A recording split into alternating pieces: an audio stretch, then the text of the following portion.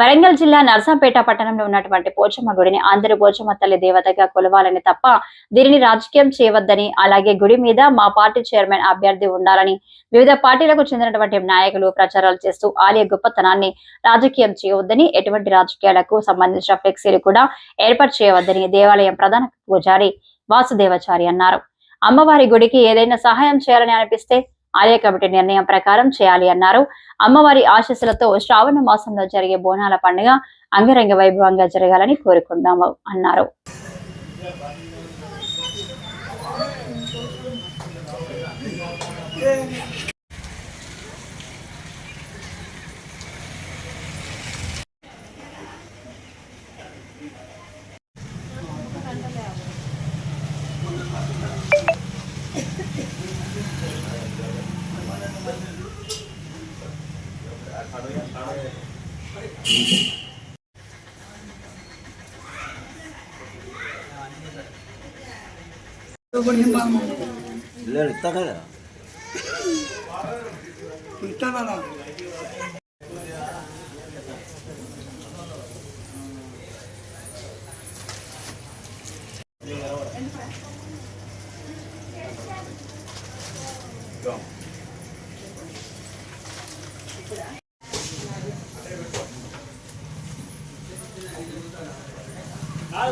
చెప్పవారా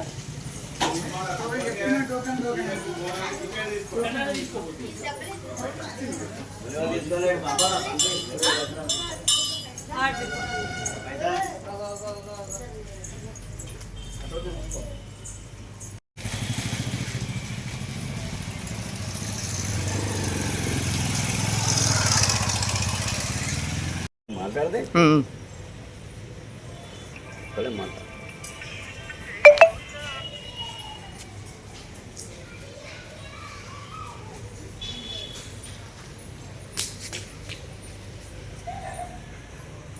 నర్సంపేట పట్టణం లోపల వరంగల్ రోడ్లో గల పోచమ్మ గుడి దేవాలయం ప్రధాన పూజారిని కల్వచెల్ల వాసుదేవచారి నేను చెప్పబోయేది ఏంటంటే ఈ ప్రతి బుధవారం ఆదివారం శ్రావణ మాసం పోచమ్మ పండుగలు బాగా అంగరంగ వైభవంగా జరుగుతాయి. నర్సంపేట పట్టణ ప్రజలందరూ సుఖ సంతోషాలతో ఉండాలని ఆనందోత్సవాలతో అందరూ బాగుండాలని ఈ పండుగ ప్రతి ఒక్కరూ జరుపుకుంటారు. కావున ఇటువంటి ఈ పోచమ్మ దేవాలయం మీద నర్సంపేట పట్టణంలో గల రాజకీయ నాయకులు మా పోచమ్మ దేవాలయం మీద పెత్తనం చెలాయించడం, చైర్మన్ పదవులకు వీటికి వాటికి పోటీ పడి మా గుడిని అభిషేకాలు చేస్తూ ఉన్నారు. కాబట్టి దీనివల్ల ఏ రాజకీయ నాయకులు ఏ చైర్మన్ కానీ ఇలాంటి బోర్డు పెట్టి మమ్మల్ని ఇబ్బందుల పాలు నర్సంపేట ప్రజలను కూడా ఇబ్బంది చేయకుండా ఇలాంటి ఇక ముందు జరగకుండానైనా చూడాలనేది మేము రాజకీయ నాయకులకు మరీ కోరుకుంటున్నాము.